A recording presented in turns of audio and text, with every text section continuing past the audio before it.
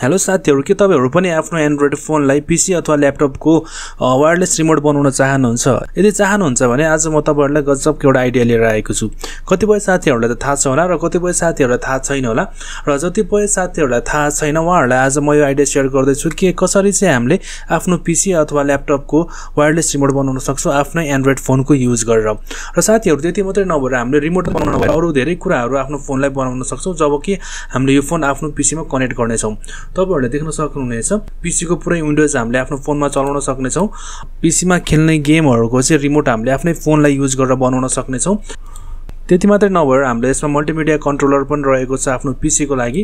त्यति मात्रै नभएर तपाईहरुले आफ्नो फोनलाई वायरलेस कीबोर्ड अथवा वायरलेस माउसको रूपमा पनि युज गर्न सक्नुहुनेछ। साथीहरु, एकदम बेस्ट एप्लिकेसन र सफ्टवेयर रहेको छ यो। त्यसको लागि चाहिँ तपाईहरुले सिधै गुगल सर्चमा गएर मोनेट भनेर सर्च गर्नु होला। साथीहरु, मोनेट भनेर सर्च गर्नु भइसकेपछि यो वेबसाइट खुल्नेछ र यो वेबसाइटमा तपाईहरुले सिधै स्टेप 1 मा चाहिँ डाउनलोड लिंक देख्न सक्नुहुन्छ। डाउनलोड लिंक 1 र डाउनलोड लिंक 2 रहेको छ। सिधै डाउनलोड लिंक 1 मा क्लिक गरेर यो सफ्टवेयर चाहिँ तपाईहरुले आफ्नो पीसी मा इन्स्टल गर्नु होला। र स्टेप 2 भनेको चाहिँ तपाईहरुले आफ्नो प्ले स्टोरमा गएर यो एप्लिकेसन इन्स्टल गर्नुपर्ने हुनेछ। प्ले स्टोरमा चाहिँ गएर तपाईले सिधै पीसी रिमोट भनेर सर्च गर्नु होला र पीसी रिमोट भनेर सर्च गर्नु भइसकेपछि यो मोनेटको लोगो भएको एप्लिकेसन आउनेछ। यसलाई आफ्नो फोनमा इन्स्टल गर्नु होला साथीहरु। र मैले दुईटै सफ्टवेयर र यो एप्लिकेसन चाहिँ आफ्नो फोन र पीसी मा इन्स्टल गरिसकेको छु र त्यसपछि अब म यसलाई सिधै ओपन गर्दै छु। र ओपन भइसकेपछि तपाईहरुले देख्न सक्नुहुन्छ मेरो यो फोन र पीसी दुईटैमा नोटिफिकेसन आइसकेको छ कि सक्सेसफुली कनेक्टेड भनेर। र सिधै इन्टरफेस खोल्ने बित्तिकै तपाईहरुले देख्न सक्नुहुन्छ यो चाहिँ मेरो वायरलेस माउस भएको छ अहिले पीसी। मैले यसलाई चाहिँ वायरलेस माउसको रूपमा यसरी युज गर्न सक्ने छु।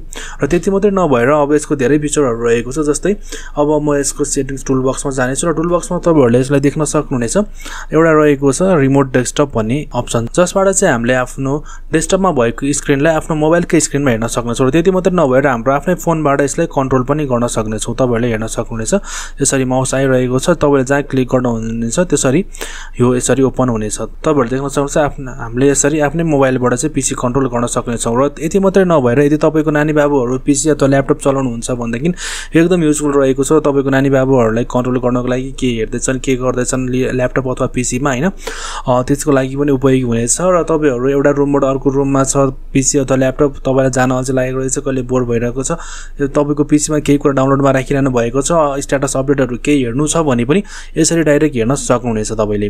सो साथीहरु, तपाईहरुलाई आजको यो भिडियो कस्तो लाग्यो? यदि राम्रो लाग्यो भने हाम्रो च्यानललाई सब्स्क्राइब गरिदिनु होला र यो भिडियो चाहिँ आफ्नो साथीभाइ तथा फ्यामिली मेम्बरहरुमा पनि शेयर गर्नु होला ताकि उहाँहरुले पनि आफ्नो ल्यापटप वा पीसी लाई यस्तै रिमोट कन्ट्रोल बनाउन सक्नुहुनेछ। र साथीहरु, तपाईहरुलाई अरु पनि यस्तै भिडियोहरु हेर्नु छ भने चाहिँ मेरो प्लेलिस्टमा गएर एकचोटी चेक गर्नु होला है त।